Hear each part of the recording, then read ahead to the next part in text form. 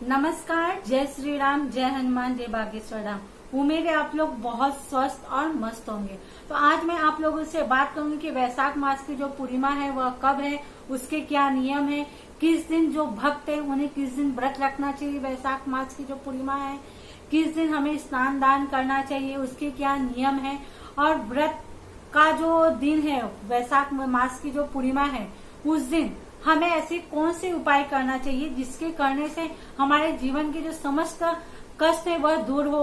और मैं आपको विश्वास कीजिए, आज मैं जो आपको उपाय बताने वाली हूँ उसे आप करने से आपको जीवन में बहुत चमत्कारी रूप से लाभ देखने को मिलेगा।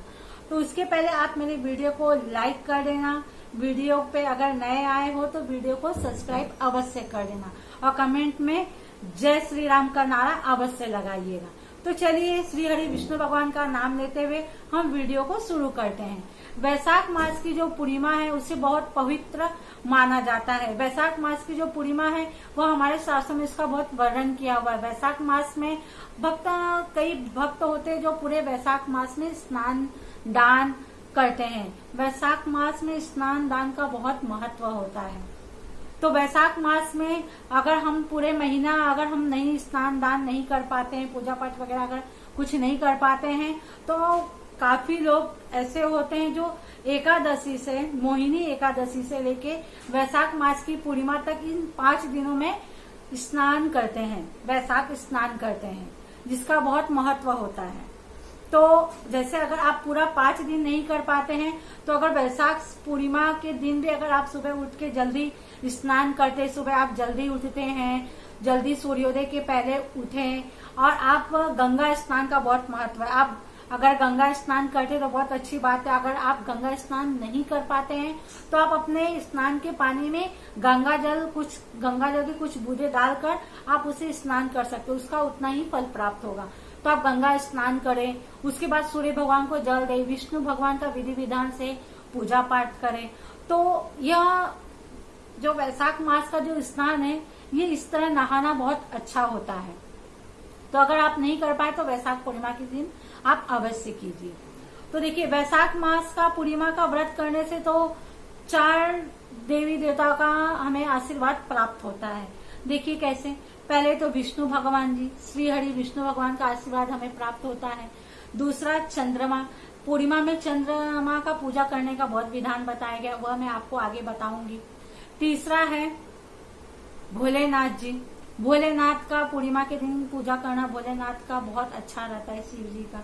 उसके बाद लक्ष्मी माता का, चौथे नंबर पे लक्ष्मी माता का, श्री हरि विष्णु भगवान और लक्ष्मी माता और चंद्रमा जी, भोलेनाथ, इन 4 जनों का अगर हम पूर्णिमा का व्रत रखते हैं तो इन 4 देवी देवताओं का आशीर्वाद हमें प्राप्त होता है, उनका जो कृपा दृष्टि हम पर रहती है।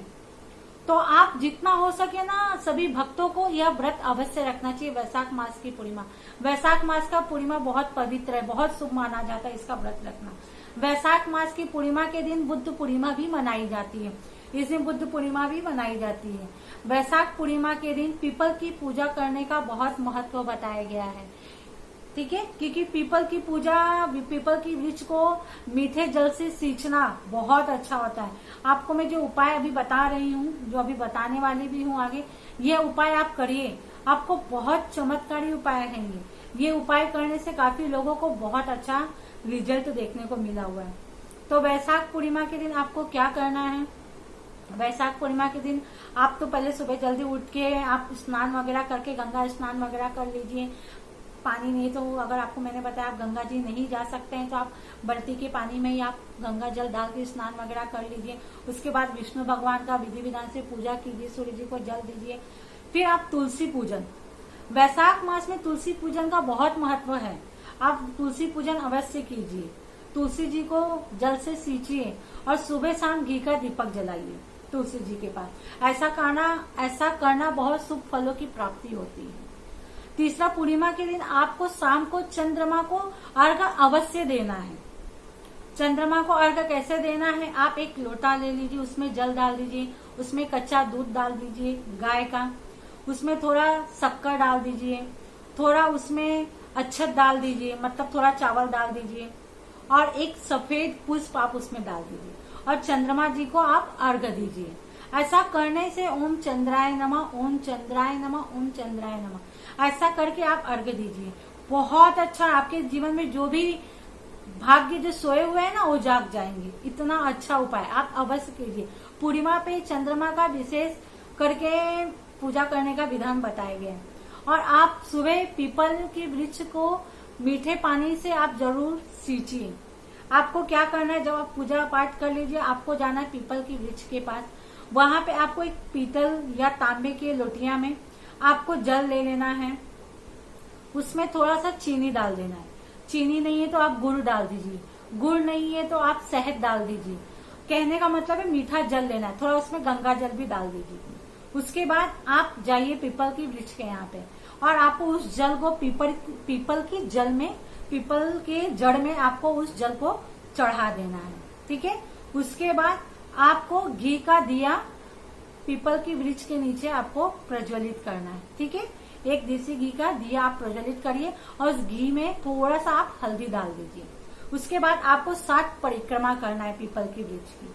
ये अवश्य कीजिए, आप करके देखिए, इतना अच्छा आपको उपाय मिलेगा ना, ये करने से आपको बहुत अच्छा रिजल्ट मिलेगा। ये उपाय करने के बाद आपको फिर इसके बाद 7 परिक्रमा अवश्य करना है, फिर आप घर आ जाइए। ऐसा करके देखिए। फिर इसके बाद आपको पूर्णिमा वाले दिन, वैशाख पूर्णिमा के दिन आपको भगवान श्री हरि विष्णु और माता लक्ष्मी को खीर का भोग अवश्य चढ़ाना है। आप उस दिन अपने घर में खीर बनाइए और भगवान विष्णु माता लक्ष्मी को चढ़ाइए। ठीक है। बहुत चमत्कारी रूप ये देखने को मिला हुआ है, बहुत चमत्कारी उपाय यह देखने को मिला है। तो आप खीर का भोग लगाइए, आप ऐसा करके देखिए। तो चलिए अब हम बताते हैं कि वैशाख मास की जो पूर्णिमा है वह किस दिन है। देखिए दोस्तों, वैशाख मास की जो पूर्णिमा है वह 22 मई बुधवार के दिन शाम को 6:47 पे शुरू हो जाएगा। ठीक है। और 23 मई गुरुवार के दिन 7:22 पे समाप्ति है पूर्णिमा का। तो हमारे शास्त्रों में उदया तिथि का बहुत मान्य होता है। उदया तिथि में जो व्रत पढ़ते हैं, पूर्णिमा पढ़ते हैं, उस समय हम लोगों को उस दिन व्रत रखना चाहिए। तो हमें जो भक्त है जिन्हें व्रत रखना है वैशाख मास का, तो उन्हें 23 मई गुरुवार के दिन वह व्रत रखेंगे वैशाख मास का। उस दिन स्नान दान आप कर सकते हैं। वैशाख मास में स्नान दान का बहुत महत्व बताया गया है, तो आप अवश्य करिए। जितना हो सके श्री हरि विष्णु भगवान का विधि विधान से पूजा कीजिए। कई लोग तो हर पूर्णिमा में, वैशाख पूर्णिमा में भी नहीं, कई लोग हर पूर्णिमा में अपने घर में ब्राह्मण को बुला के सत्यनारायण भगवान का कथा करवाते हैं।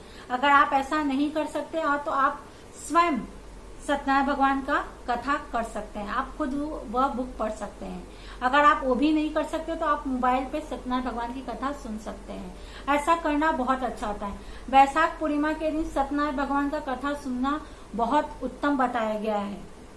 उससे आपकी हर मनोकामना की पूर्ति होती है। तो आप जो भी हो सके भगवान श्री हरि विष्णु भगवान का विधि विधान से पूजा पाठ करिए, लक्ष्मी माता का पूजा पाठ करिए। आप ऐसा करके देखिए। उस दिन इस दान का बहुत महत्व है। मटका दान, जल दान, सत्तू दान, तो आप ये सब दान अवश्य करिए।